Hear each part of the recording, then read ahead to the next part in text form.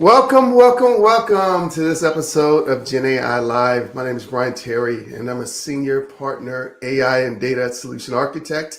And I'm here with my good friend Roy. Roy, how are you doing? How would you introduce yourself? My name is Rory Richardson. I've been with AWS 12 years, and I still can't get used to 7:30 a.m. meetings. Yeah, that's like us all. Well, if this is your first time joining us on the show, we're happy that you're here, and you can join us every Wednesday from 8 to 9 a.m. Pacific Standard Time to hear about the latest and greatest of what's going on with AWS and GenAI and our partners. So we're super excited about the show today. So Roy, we have a pretty good show today, just like always around GenAI. So you're excited. One of my favorite topics for the past 2 years. Oh yeah, it's great. It's an exciting time in GenAI. There's always new things being released. AWS. One thing that I saw that got released recently was guardrails for like multi-region inference with Bedrock. So I think that's super cool, and it's going to help a lot of our customers in their GenAI journey. Totally. And another thing that we released was multimodal support in the command line interface for Q. So now you can choose which LLM you want from 4 to 3.7 to 3.5, because as a technologist, we're all in the command line interface every day. Yeah, tell me about it. I mean, isn't that the only way, I think? No. There's occasionally, in the future, there's going to be, a neural implant. There is no CLI in the future. Yeah, not yet, but maybe. That's exciting. That's fantastic. I'm always shocked. Like from week to week, everything seems to change in this space, and in a good way. I think every week I learn something new from our partners. I learn something new that AWS released, and I always find it super interesting that we're moving this fast in technology. It is exceeding my imagination what people are doing and the results they're getting from the application of this technology. Oh yeah, it's quite amazing, and I think being on the forefront of these technologies, I think is really helpful. As partners and AWS and even technologists, the more we embrace this new world of AI, I think the better place it'll be. And terrifying. Let's not forget terrifying. Yeah, it can be somewhat terrifying, I think. Yeah. So we have a wonderful show today. We have another couple of cool partners with AWS that are doing a lot of things in this space. And I think this is going to be a really enjoyable show today. So with that said, how about we bring in our first guest? Hello. Welcome, guests. How about you introduce yourselves? Sure. I can go first. Hi, everyone. My name is Urvashi Kaul. I am a part of the SIA team where I lead sustainability strategy and reporting engagements. In addition to working closely with our clients on these priorities, I help with Jeremie, my colleague here, who will introduce himself shortly. I work on developing and applying AI-enabled tools.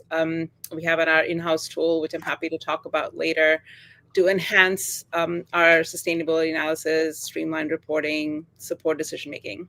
And some of my background includes a long history of working on sustainability-related issues with policymakers in the investment space and also in the risk space. Happy to be here and talk to you more about our AI and how AI is enhancing our work. Welcome.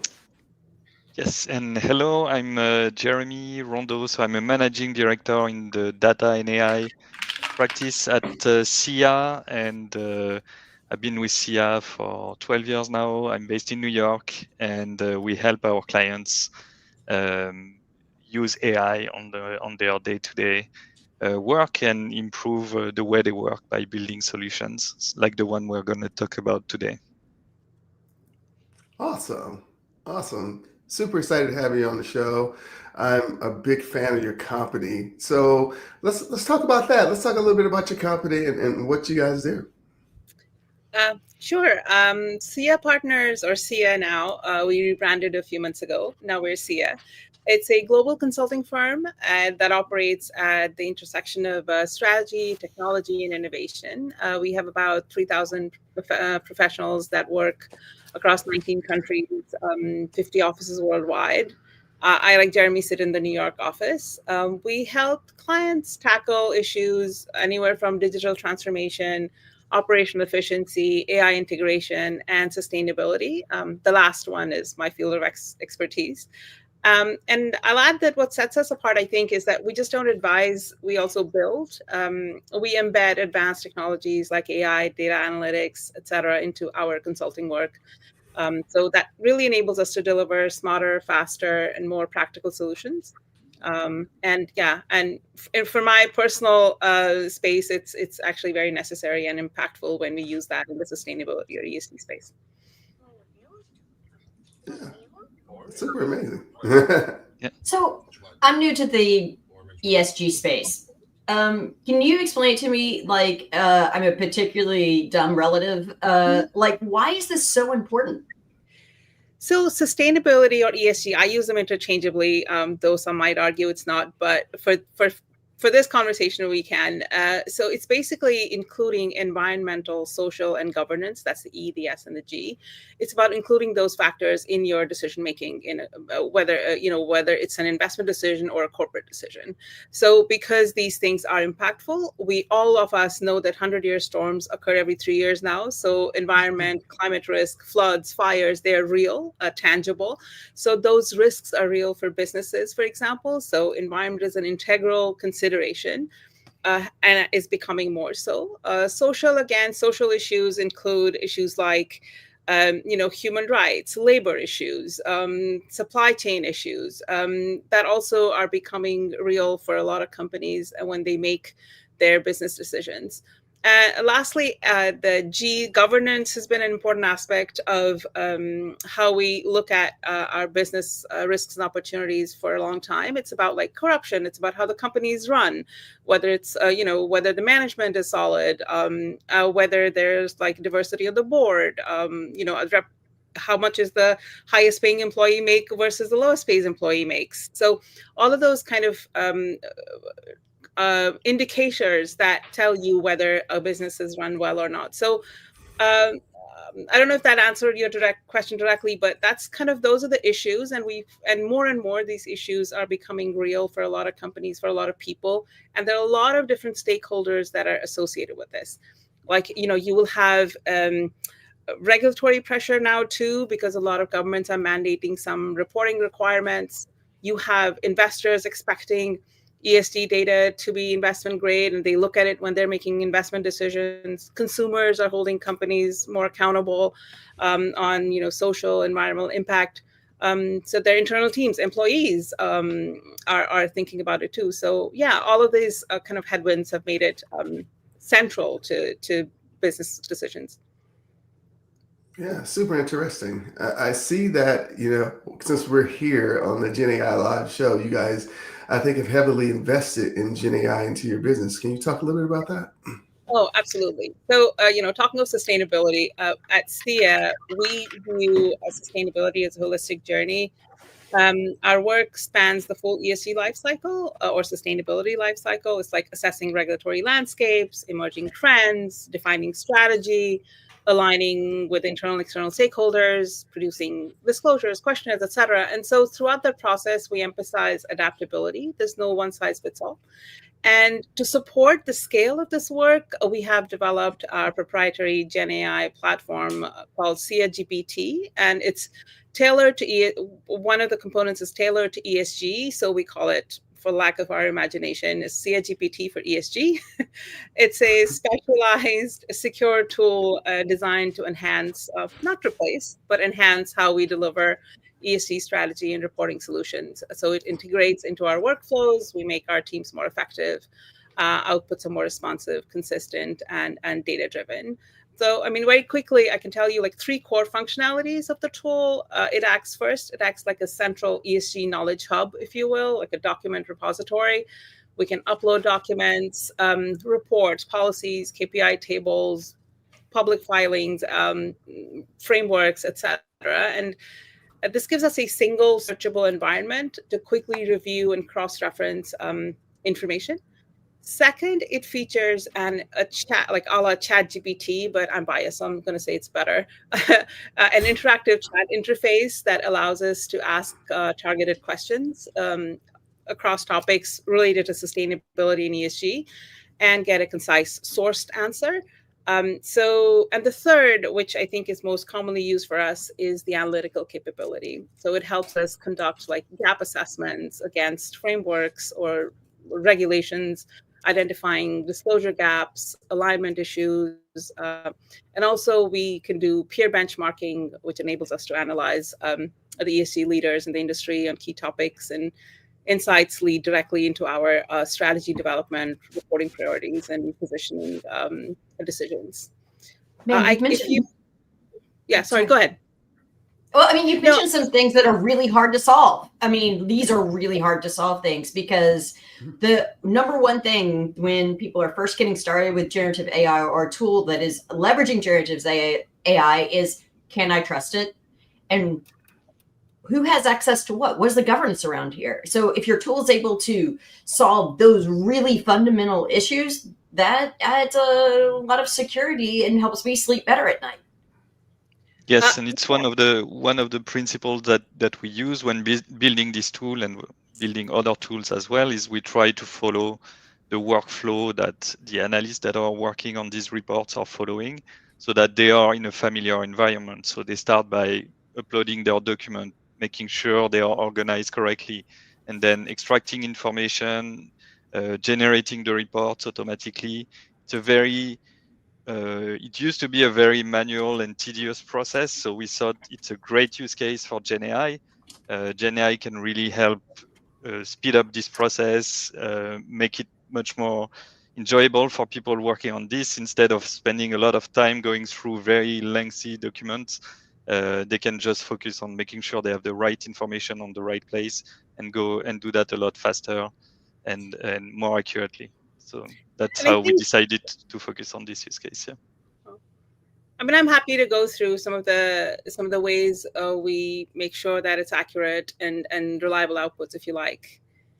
Oh, absolutely. We'll love to hear about that. And just to double click on, I love what you said. You said basically it helps to enhance, not replace. And I think that's a great statement. What you mean? Yeah, absolutely. It's a tool that we use. It makes us smarter. It makes it quicker.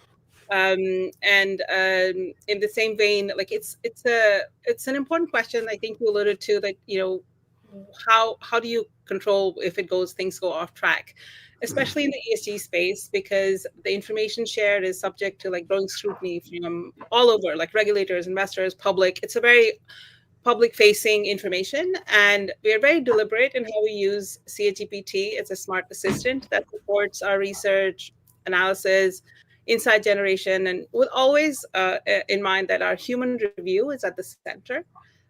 So, there are a few things that we do to make it as accurate, transparent as possible. So, we deliberately, though SIA GPT can access the internet, but we deliberately restrict. The tool only draws from the content we've vetted and curated and uploaded. So, unverified data from the web. So it's kind of becomes a known and trusted data set for us. Second, it's kind of grounded in whether we are conducting analytical assessments or searching, it kind of links to the source document where it's pulling from. And so that's essential for auditability and credibility. And the third thing is that we also deal with a lot of confidential client data. And so data, it often has sensitive forward-looking information. So we never feed the client data into any external or OpenAI model. It's all analysis stays within a closed loop environment. So we treat the data as you would like legal or financial data, because privacy is often as material. And of course, like you said, Brian, like the human element is key. Like everything that SIA GPT outputs it goes through an expert review by our ESG consultants before it's shared. So the tool might help. It does help us surface gaps, patterns, examples more quickly, but the interpretation, judgment, the contextual nuance still comes from people who understand both the content and the client needs. So yeah, it enhances quality and speed, but does not replace the rigor. Yeah, but does help us meet the high standards of data integrity and accountability. Awesome. So I understand you have a demo of your solution. So, yes, I can give you a short demo, and Jeremie, please jump in. So if you could share the screen. All right. Oh, yeah. So this is the dashboard, what it looks like. So we have, like I said, it works as an information hub or a document hub for us. So this is that document hub where you have access to the doc. We have thousands of documents uploaded on searchable. You can enter a keyword, and it will show you all the places, all the documents where that keyword exists, and it shows you where it is. It also gives you the link to the source article. So that's a very neat function if you're comparing cross documents. I'd also talked about the chat function. So this is the chat functionality. You can enter any question, long, short, and it'll give you, it'll look into our internal databases and come up with a response that you could actually use. So the reason I said is I prefer that to the general chat GPTs because it's more curated sourcing and it's more reliable. For the analytic tools, before I go there, so this document management system is kind of at the heart of our tool. It's a holding space, and also we use those documents for any intelligence that we have that the tools gives us. And so you can always add new documents here, like, it starts with giving the document a name. And in my experience, I've realized it's very simple to give a document a name, but very, very it's very important, because when you have thousands of documents, searchability becomes key. So, you give the date, you provide a summary. Again, eases searchability. The better summary you have for the document that you have. Then you just add it, and then it'll show up you upload. It'll show up in like a second or so. There you see it at the bottom. Then you just hit add the document, and it will show up in the document repository that I mentioned. It's currently sorted by the date of add, so it'll show up at the top. This is the other view of the document repository. So coming to the analysis bit. So these are the most common analysis that we perform right now, the gap assessments and gap analysis and benchmark. So for gap, this is the dashboard. Continuously working to improve it, but this is what it looks like right now. It gives you a sense of what you've done recently. You can create a new gap analysis here. Again, everything starts with a name. So you provide a name, hopefully, which something that you can remember and find later. In this case, it was SASB is a framework. It was that analysis, and you pick your framework that you want to compare and figure out gaps against. You pick that, you create your analysis, it'll show up at the top. When you click on it, it asks you to pull documents that you want to compare against that against the framework. So in this case, we wanted to look in the annual report, the proxy report, the 10K, to see what is reported and where the gaps are. So you run the gap assessment. So here, maybe just to give a bit more detail, in the framework, you have hundreds of questions that the company needs to report on, and then you have all these documents here that contains the answers, but it's scattered across many different documents that are very long usually. And so what the tool is doing at this moment is that it's going through each question in the framework, and then going into all the documents that we selected and trying to find the best possible answer to each of the questions. So that's where we save a lot of time for the analysts. Yeah. I mean, I can appreciate it would take me days and hours to do this, and now it's like a minute. So this is like the nice, beautiful output we get. We get where the data was complete, where there are gaps, partial or full gaps. You can download it as a flat file, CSV or Excel. Gives you all the columns, the SIA output that it curated, and the metadata is basically the source. It, like I said, like source links, account credibility, and traceability are really key, because most of this has to be auditable. So this the metadata here gives you that traceability. And depending on how many metrics, Jeremie said there are like hundreds and hundreds of these in some frameworks, and sometimes it may, just for visibility, we just limit it to certain things in one screen, so you might have to go to the next screen. But of course, the flat file would have everything. So the traceability I was talking about, if you click on this metadata, the source data, it takes you to the actual source. It pulls it up, table or narrative or picture, whatever it is. And in this case, it highlights it in yellow. I think that there's a faint yellow. I don't know if you can see it, but it kind of points you to that exact source. Which is obviously always very valuable. So that was the gap analysis. The benchmark works in similar ways. I'll give you a quick, like a 1-minute demo. So you can create a new benchmark. Starts always with a name. This one was, I think, for a company, just for confidentiality, we'll call it company 1. Peer benchmarked against 6 other or 5 other peers. So we were comparing certain metrics against 5 companies. So you have to upload the company which you want to look at, then upload the report or the document that you want to compare against. In this case, it was a sustainability report, so there was just one report per company, but it could be more than one. Of course, if you're 5 peers, you have to kind of do it 5 times, but that's nothing compared to if you were, trust me, imagine if you're looking at like 5 companies and 5 reports manually, they're 100-page sustainability reports, and comparing how they were reporting on certain things, that's a chore. So once you uploaded the documents that you want to compare, it brings up this screen that allows you to select the actual metrics you want to compare against, the questions you want to compare across how companies are reporting or benchmarking. So you can add a few, or you can select all. We've had a few years of experience doing this, more than a few years, I should say, about 20 of doing this. So we have I think we've included most of the questions that we want to, typically companies want to benchmark in the sustainability ESG space. But if there are other questions that are not here, people can add them, or we can request them, and they typically take like half a day or a day, because you have to validate, you have to define them, etc. In this case, you just launch analysis, and it just gives you this really nice table in less than a minute, or maybe a minute or so. Again, gives you the summary. You can download the results, flat file, Excel or CSV.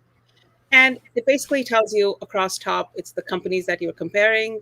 On these rows will give you what the metrics you're comparing for. These are where the descriptions come in handy, because you can hover and find what the descriptions are. So it's either full response, partial, or no response, checks, crosses, half checks. If you click on any one of these, this one is, for example, company 6, whether they list stakeholders in their report. So in this case, the company did, and it actually shows you that response, what it said. So again, for traceability, credibility. And it actually gives you the source. If you click on the source, it'll take you to the report. Sometimes it's more than one source, so it'll allow you to select. In this case, there was just one. And again, here, that's the report. That's the highlighted piece, is exactly where the information was found. So again, helps you with that traceability and accountability. So yeah, that was kind of a short demo of the tool. I'm sorry, it probably took about 6.5 minutes. That's what it shows me here at bottom. Yeah, Jeremie, do you have to add anything? I think that was the most relevant piece for our conversation today. That's that's how the tool was built. We use basically the GenAI part to go through all the documents, look for the answers. We can generate summaries of the documents. We have the chat that's on top of all the document repository. That's also leveraging GenAI. So it's just to make the information more accessible to the analyst when they create the ESG report. Yeah. So like you said, you guys have been doing this for a long time, and then also this tool is kind of making it super efficient. Like having this tool, how much efficiency have you grown within your organization having something like this? So I think where it really helps us step up more effectively, it's like by using AI to support data collection or benchmarking or gap assessment. It's not only about saving time. Of course, it's about saving time. Like I said, it's between for hours and days to minutes. But we're able to give clients of course, a faster but also cleaner insights into where they stand, what they need to do. It's like I would say it's efficiency and accuracy. So it automates time-consuming manual steps involved in the analytics, like mapping, peer data, etc. But it frees up the consultants to focus on advising and not searching, for example. So it reduces also the risk of human error. So, accuracy is more and speeds up, again, like we we're talking about, the delivery significantly. It also helps us provide deeper insights. So because it's able to do, like efficiency also means time, but also what it can do, because it's able to process large volumes of ESG content, documents, text, reports, what have you, and surface patterns and gaps that might be missed manually, or we may just not have the time to do that manually. That kind of advanced analytics enables a more nuanced view of risks and opportunities, and ultimately, I think I believe it supports better strategic decisions. Awesome. If you want to hold me to a number, I don't know what the percentage time savings. No, and also I think for the benchmarking part, before, when you had to do a benchmark, maybe you are going to compare one company to one or two others based on the time that you have. Now you can include 10, 15, how many you want. There's no more time constraints on that. Also, it allows to do better benchmarks and give more information to our customers. Absolutely. So I think that's a good question about KPIs and measurement, because I can say in 2023 and half of 2024, it felt like we were having that conversation over and over and over again, especially with people that are unfamiliar with these tools, or they weren't familiar with what efficiency it was actually driving. So do you still have those conversations? Because I found that a lot of times people aren't measuring with the same mindset that they had in 2022 as they do in 2025. What do you think has changed for customers? I think some of the headwinds I alluded to before. I think there's a lot of different, distinct, and a lot of times contradictory voices or demands.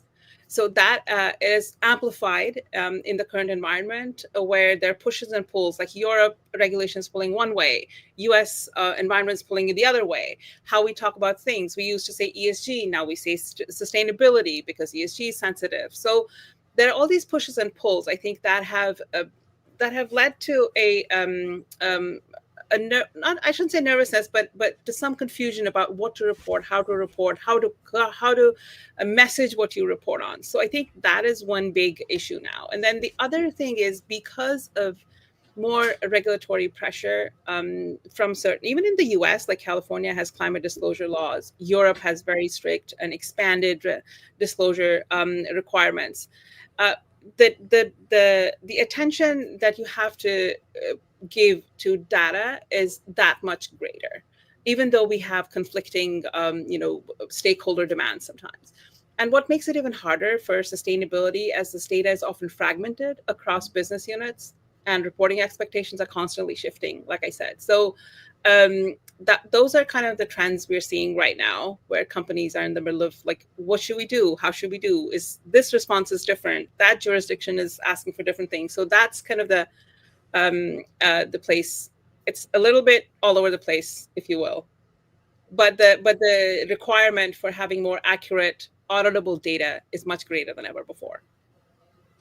Awesome and well said. Well, we'll have a couple more minutes left in this segment. Where can our customers and viewers and everyone find you? I I didn't share a slide before, but happy to, I don't know if I can share my screen again, but we are at, I'm happy to share that link later. Hold on, maybe I can share it now. We are, let me find it first. Sorry, one second. You can go to our website, is sia-partners.com, and you can find all the offerings that SIA has. We are also on LinkedIn. Feel free to connect with us if you have any questions about our solutions, our expertise in ESG or other domains. We cover a lot of industries and sectors. So yeah, happy to connect with anyone. Our emails, yeah, I'm going to volunteer Jeremie's emails. Our emails are firstname.lastname@sia-partners.com. So urvashi.kaul@sia-partners.com. Same for Jeremie. You have his name, jeremie.rondeau@sia-partners.com. Sorry, Jeremie, but your email is out there now. That's good. Well, thank you so much for being here. Please come back if you would like to. We'd love to see where your company takes this tool. And yes, it's been an awesome experience. So we'll be back in just a few minutes with our next guest. So stay tuned.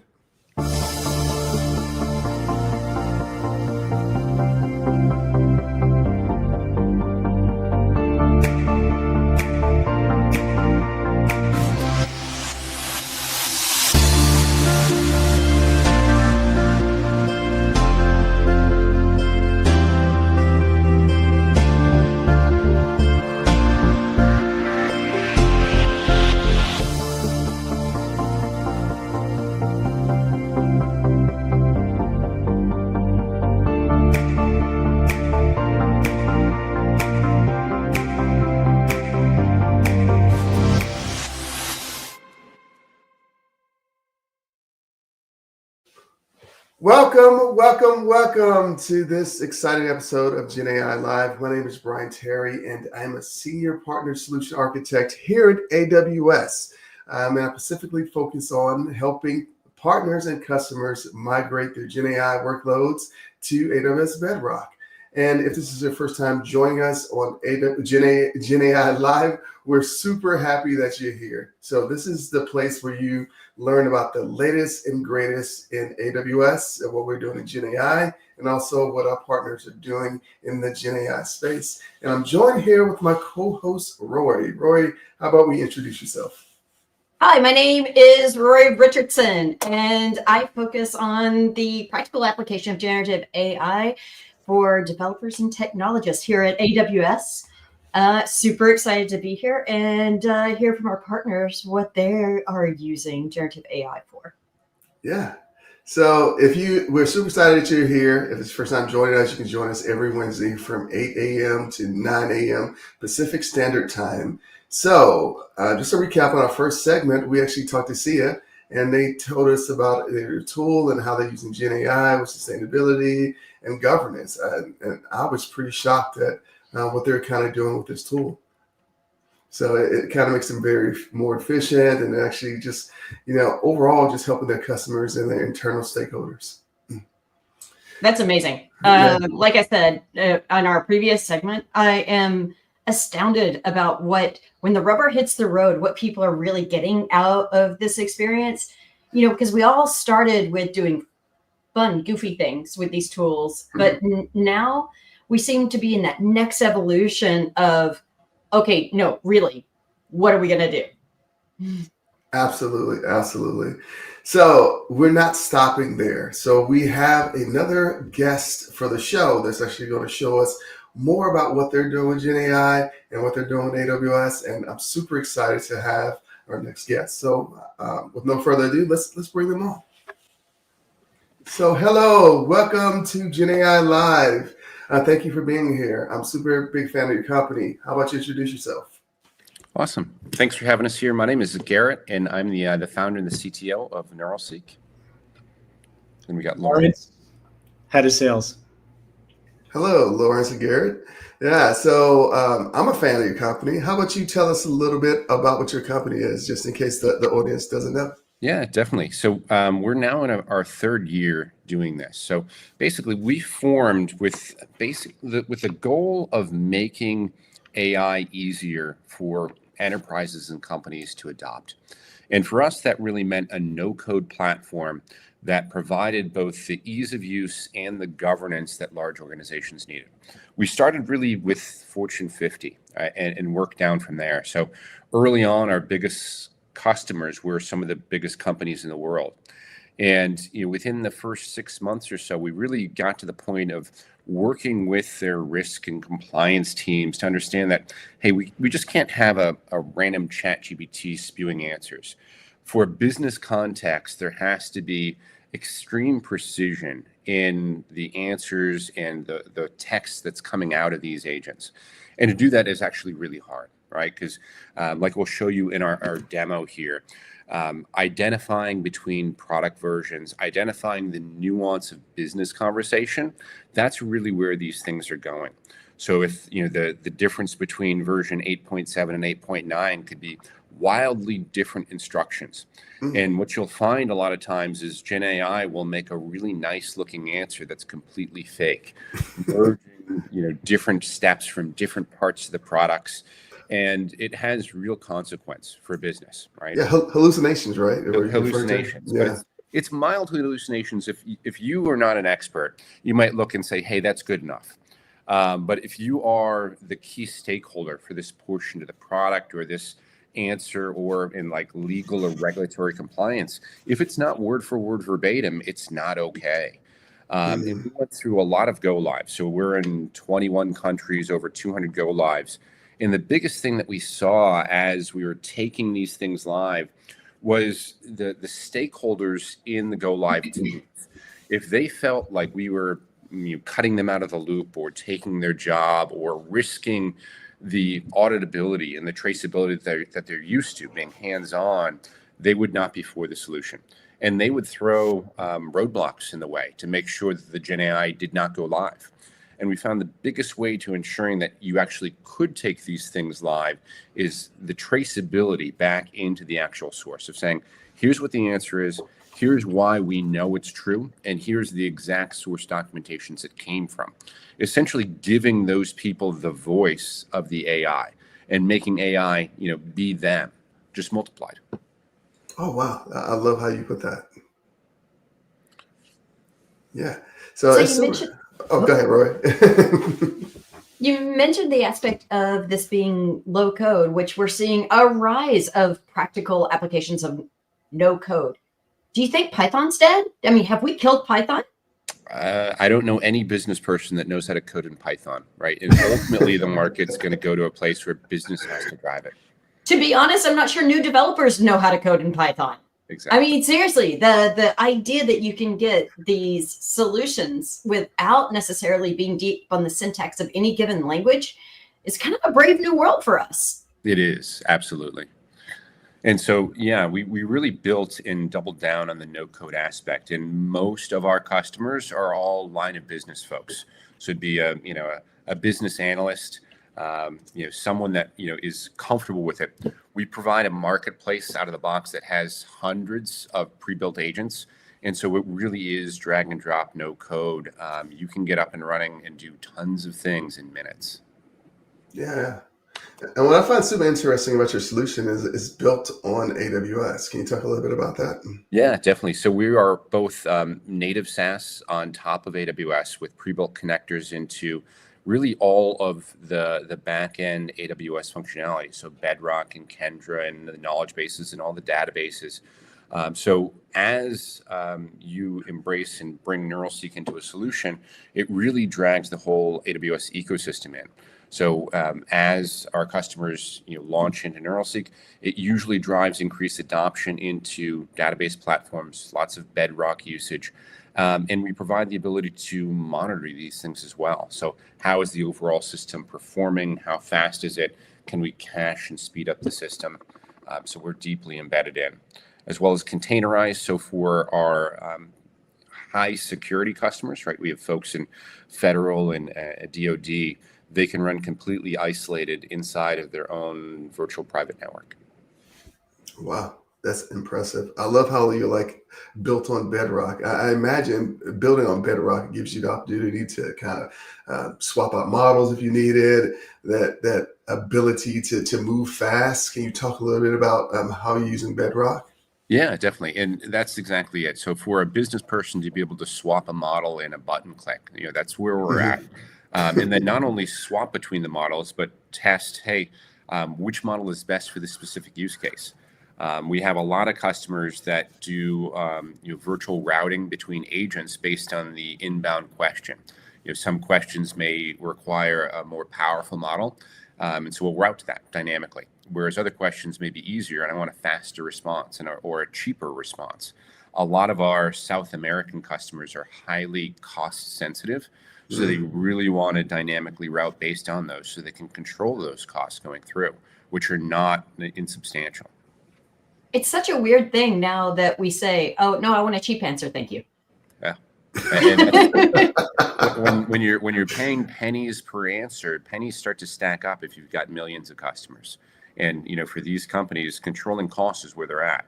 I mean, we're in the business of reducing manual workload. So if I'm replacing that with lots of API call cost, that just isn't going to work for them. It has to be sustainable from a price point. Absolutely. We're finding that to be true everywhere, where people are making the decision of what is the maximum value of the human's answer, Yes. and what is the max value of a AI assisted answer in order to find the right balance. What is your perspective on doing that on behalf of customers versus the customer or the person having to evaluate or form that evaluation themselves? Like how do they make that decision? And I think you've kind of hit the nail on the head there. The average business user might not even know the question to ask.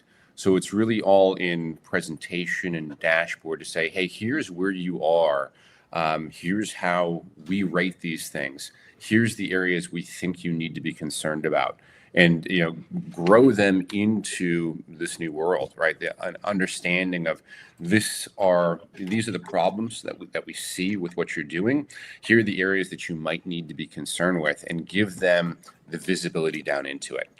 We've had even senior folks come into the platform and be surprised by problems that they actually didn't know they had for years. Right.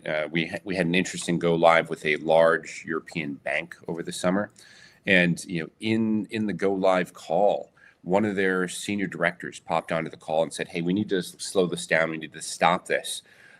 We just went in and asked a question, and you basically said that we do 0 interest rate mortgages." When we're a bank, there's no way we do that, right? This is just Sign me up. Sign me up, yeah. And so we took them right to the governance dashboard, right? Visible dashboard. Saw the question that was asked. We have a feature called Replay, which will grab the exact source documentations, the answer, all the scoring that goes into it, present it back live to the screen. So she did that on the screen, and then immediately saw there was actually a page that was live on their website that talked about their 0 interest rate mortgages. It was a vestige of COVID time. It was an orphan page, but it was live. You could Google it. You could drive to that page. And then so you see the face go white as a sheet, camera goes off. We need to pause the call. We got some web pages to scrape. And these sort of things are exposed easily through the platform. Problems that existed for years, but they had no insight into. That's super interesting. I love the fact that you're able to, piece this decision of what the GenAI model made, the decision it made, piece it back, and then understand where that went. I think that's super powerful. And I imagine a lot of your customers are really clamoring about this capability in your solution. Yeah, definitely. It's a game changer from what they're used to in just if you're used to a ChatGPT, it's just black box. Yeah. And we aim to make things not a black box. And that's, again, the only way that we've found to be truly successful in go lives is expose everything. Yeah, awesome. So I understand you guys have a demo, right? Yeah. Is that possible? We can take a look? Definitely. Let me share my screen and we'll dive into it. Awesome.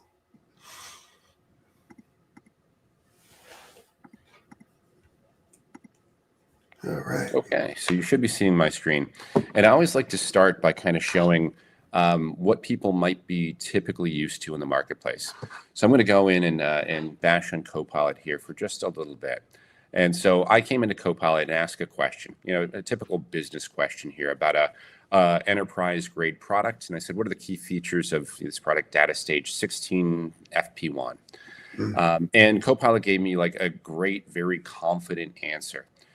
There's only one problem with this, and that is the fact that this isn't a real product. There's no version 16. There's definitely no first fixed pack 1, but nowhere in here does it really even understand that. It just made it up for lack of understanding. So again, if you dive into what we do and we encapsulate, first and foremost, governance, right? So being able to look at my overall picture, set from an executive viewpoint of how am I doing in question resolution, the overall confidence coming out of the system, and then all of the different governance guardrails that we put in for things like prompt injection, hate abuse, profanity, PII, the overall picture of the solution, and then diving down into the specifics of, okay, well, how would we have answered the same question, right? So I asked the same question into an instance that had Kendra behind the scene through a Bedrock model. And in this case, we blocked this, right? We hit what's called minimum confidence, which is a guardrail inside of our tool. But you can see that, the language model wanted to answer. In this case, it did a little better than Copilot did because it says, hey, I don't quite know what you're talking about, but I still want to answer you, right? Because I'm a positive language model. Notice the highlighting here, right? And the highlighting, again, it traces back directly to the source where we found the information. And you can read what we call the semantic analysis. So that comes from an engine behind the scenes in our product, which is the secret sauce here for being able to block answers like this. And, we tell you exactly in business terms what we didn't like. And the big thing there is, the answer had a term 16 FP1, which we couldn't find anywhere, right? And again, you can see that it tried to stitch across sources. It found the name in one document and the number in another document, but no FP1 anywhere. And that's a big red flag. So because of that, we're very low score. We blocked that thing. And we can take that governance guardrail and say, hey, we're going to push you to maybe a deeper agent that has more power to it, or route you to a live person, or, in this case, just give you a stock answer saying, hey, I think you might have your stuff wrong, right? I don't have any information about that. And that level of control, again, is really what makes or breaks these go lives. Because if you come out and you spit an answer like this to a rank and file subject matter expert, they're really not going to be happy with that. Because again, it pollutes a brand. It increases, non-confidence in answers, and it makes people uncomfortable with generative AI. All of these pieces are really what make things happen from the governance standpoint. And then you can dive down even deeper, right? So how are answers formed? We've got all of these in governance dashboards, and you can drive down into intents and categories. So you can say, hey, where are these answers coming from? What specific documentation is my answer being formed from? Again, tracing back into live pieces here. Intent insights, token insights, like how much is this thing costing me? Of the models that I'm using, here's the total cost, here's my projected cost. Am I caching? What's the speed of the solution? We find a lot of people really don't understand from a high level, well, here is where you might be slowing down across these pieces, right? Across the different areas. This is where you're spending the most amount of time.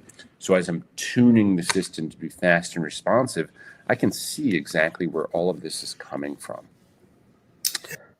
That's super exciting. I mean, how have you, like for your current answer for that, what you just asked about that IBM fake service pack or whatever, how do you, what happened? Well, I'm just so blown away. So like, how can you use that confidence score to feed back into a system to say, this is to train it better in order to answer questions like this, Yeah, can absolutely. you talk about that? That's a great segue into like how you set this up. And so again, really, no code whatsoever here. This is a multi-agent routing that solved that problem that we just talked about. So I asked the question, it came in through this routing. So essentially I have 4 or 5 different agents here with different setups of different Bedrock LLMs, different AWS knowledge bases and databases beside, so that I can segment my knowledge. And we found that's a really key to being able to scale these things. So some of our customers are the largest customers in the world. So they can't just simply take all of their documents and throw them in a bucket, because then it really drives down the confidence of everything. Because you could say, well, how do I do bill pay? Well, I have 12 different departments and they all do bill pay a different way. You can't do that. You have to sub-segment.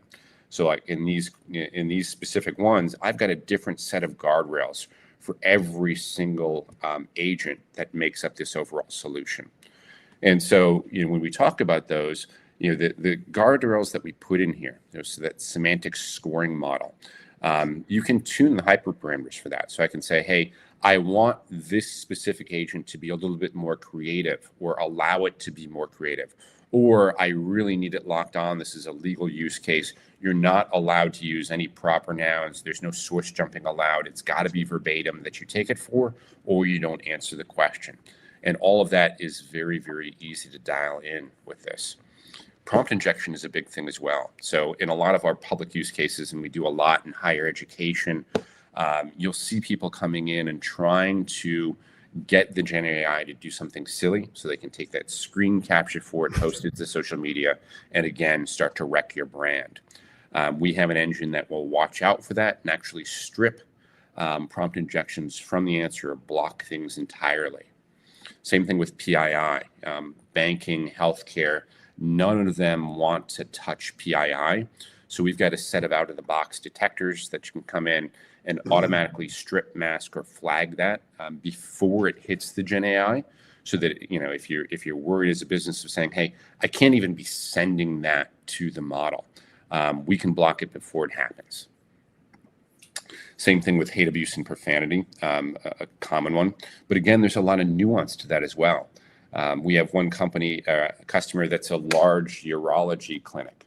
And again, we've got a bunch of middle schools that use us. What would be okay for a conversation in a urology clinic is definitely not the same that would be okay in a middle school setting. And you can tune that and make it what you need. For warning and minimum confidences, this is what you saw actually happen live when I asked that question about the product that didn't exist. We hit that low confidence. And in this case, we went out to a completely different agent that made the answer for us to say, hey, I want to deny the fact of this product. Or I could have routed it to a live agent, or take it to a different system, or sent an alert up, or whatever I wanted to do. It's really, really easy to build. And when we talk about building in the platform, we've got hundreds of connectors out to databases, language models. So then I can take and come in and start with maybe one of the examples here. And we've got hundreds of examples out of the box. And I can say, okay, like maybe let's do this social media poster. And I can run this agent and say, okay, LinkedIn, and the topic.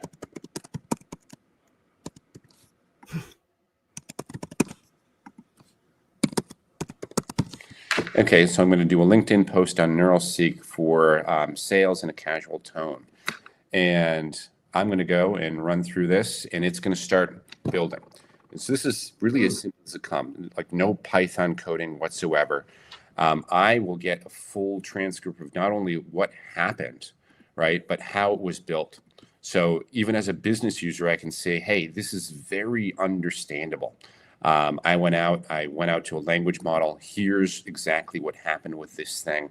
Here's the solution that came back out. And not only this, I can get a full replay of that. So it has the governance standpoint to it. So I can come into the governance side and say, hey, what are my business users doing inside of here? Like this one right here, social media poster. I can come back and say, hey, what was Garrett actually running in here? And get a full replay of this transaction as it was in that point in time. So that traceability, that lineage is exactly what big businesses are demanding these days from this. And again, the insights of, what am I running? How long is it taking? What are the most common agents that are being run?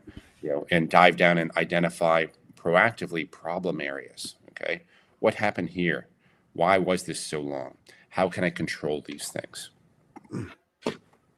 It's an amazing tool. It's super, super amazing. As I saw you walk through the demo, it looks like you can do other things in chat. I saw one thing that said math equation and all these other things. So can you talk a little bit about that? And so again, hundreds of pre-built pieces out of here. And so one of the more interesting use cases that we did was for a large U.S. bank. They wanted to actually create a retirement calculator. Yeah, this retirement planner. And so basically every agent that we come out of the box essentially came from a real live use case that we piloted or POC'd. And a lot of language models really struggle with doing math, especially if it's a math equation that needs to be precise. So we can do it in a much more structured format, right? By essentially leveraging LLMs to grab variables and then take them in through actual mathematical equations, right? So rounding and things that you would do in Excel, so that we can guarantee the output. And again, not trust the LLM to say, you're going to get all of this algebra right or all of this calculus right. Probably not going to happen, especially from a highly repeatable source. So we can break it down and do these sort of things and give you the guarantee that, yes, it's going to be precise. That's awesome. Super cool. I love it. And all of this is self-building as well. So one of the more fun things that we do inside of the platform is the ability to take really text to an agent, right? So I can say,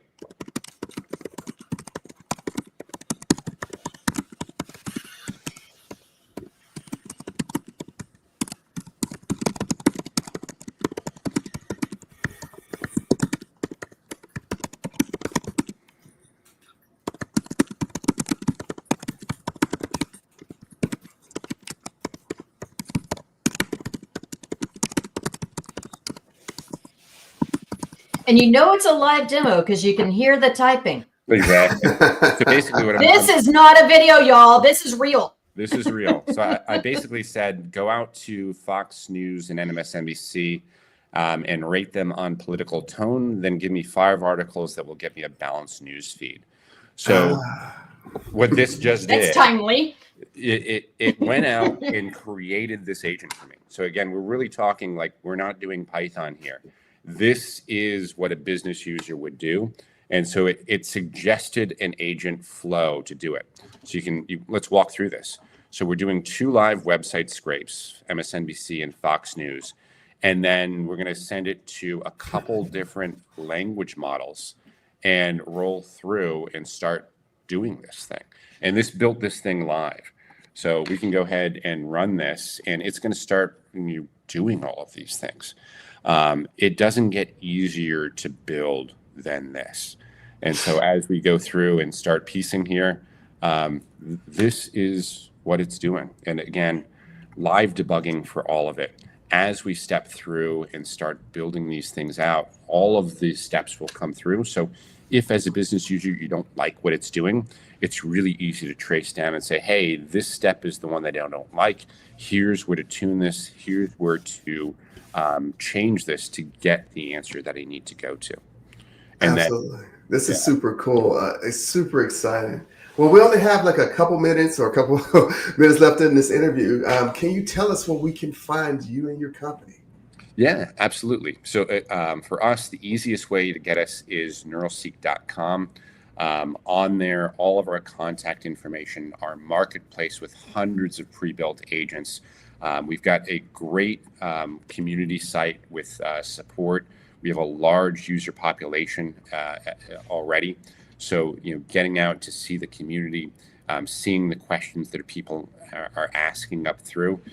We've got live learning labs. We've got a lot of information. We have a whole certification program for NeuralSeek. So a lot of information out here on how to find us, how to use us, and how to embrace the platform. Well, thank you, Garrett. It's super excited to see your solution. Thank you for being here. Thank you, Lawrence. Thank you, Rory. And it's just awesome to see what you guys are doing. Well, this has been another exciting episode of GenAI Live. You can join us every Wednesday from 8 a.m. to 9 a.m. Pacific Standard Time. So thank you so much, and we'll see you next time.